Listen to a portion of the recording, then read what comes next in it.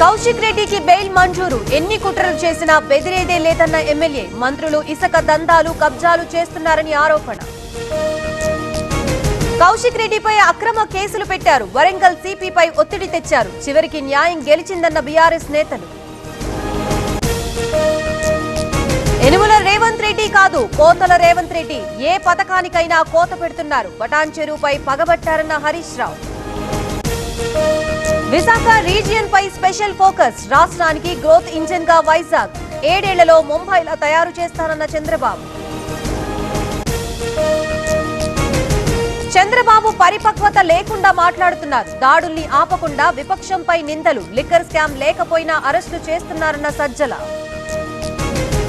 రాజకీయ ముసుగులో రౌడీయిజం చేస్తే ఊరుకోం. జగన్ కి లండన్ మందులు పనిచేయలేదు. కనీసం యోగాతోనైనా ఆరోగ్యం బాగు చేసుకోవాలన్న వాసంశెట్టి.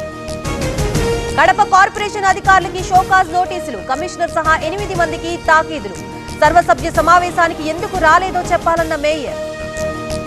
బనకచర్లపై రేవంత్ ప్రకటనని స్వాగతిస్తున్నాం. ఇద్దరు సీఎంలు కూర్చొని సమస్య పరిష్కరించుకోవాలి. ఎవరికీ నష్టం లేకుండా చూడాలన్న నారాయణ. తెలంగాణలో 7 ఎకరాల వరకు రైతు భరోసా. మరో 905 కోట్ల రూపాయల విడుదల. 65,12,000 మంది ఖాతాల్లో నిధులు. పోడు వ్యవసాయం చేసేవారిని ఇబ్బంది పెట్టొద్దు. అర్హులైన ప్రతి పేదవాడికి ఇందిరమ్మ ఇళ్లు ఇస్తాం. ఇళ్లు ఇచ్చాకే ఓట్లు అడుగుతామన్న పొంగులేటి.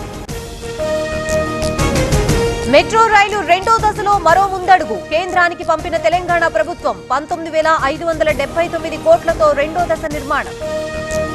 భద్రకాళి ట్రస్ట్ బోర్డు ప్రమాణ స్వీకారం. ఎమ్మెల్యే నాయిని సమక్షంలో ప్రమాణం. మంత్రి కొండా సురేఖ గైర్హాజరు. అహోబిలం మఠం భూముల వివాదం. మాజీ మంత్రి ఆదల ప్రభాకర్ రెడ్డిపై ఆరోపణలు. రెవెన్యూ అధికారులకి ఫిర్యాదు. ఏవీ ఇన్ఫ్రా కంపెనీ భారీ మోసం. 500 కోట్లకి కుచ్చుటోపి. పెట్టుబడికి రెండింతలిస్తామని చీటింగ్.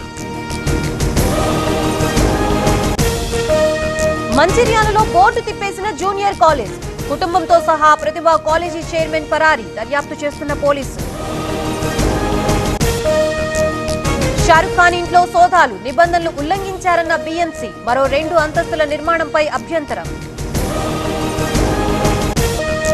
బీహార్ ప్రభుత్వం కీలక నిర్ణయం. పింఛన్ ట్రిపుల్ చేసిన నితీష్ సర్కార్.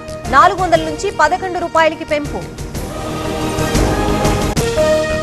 లీడ్స్ టెస్ట్ లో సెంచరీల మోత. శతకొట్టిన 3 టీమిండియా క్రికెటర్లు. 471 పరుగులకి ఆల్అౌట్.